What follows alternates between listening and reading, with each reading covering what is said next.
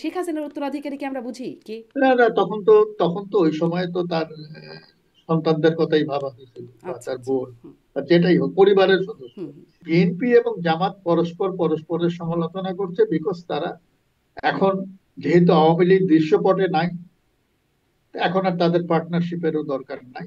তারা এখন পরস্পরের প্রতিদ্বন্দ্বী। এই পরস্পরের প্রতিদ্বন্দ্বী হওয়ার কারণে তারা একে অপরের বিরুদ্ধে বিষোদগারটা করছে। কিন্তু সামনে যদি একটা কমন শত্রু চলে আসে, তখন হয়তো আবার সিনারিও পাল্টে যাবে।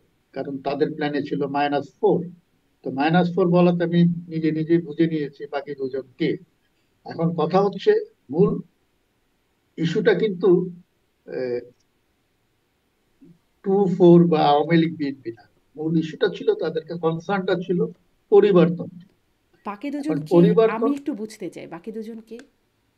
বাকি দুজন আওয়ামী লীগ কাজে কাগজে কলমে একটা ওই কাউন্সিলে ভোটের ব্যবস্থা থাকলেও প্রকৃতপক্ষে এই সভানেত্রীর মানে ইচ্ছার বাইরে গিয়ে কারো কিছু করার ক্ষমতা নাই। থাক করলে সে দলে থাকতে পারবেন না। আমরা ওই, অথবা সরকারের উপর চাপ বজায় রাখার জন্য তারা এই কথাটা বলে থাকতে পারে।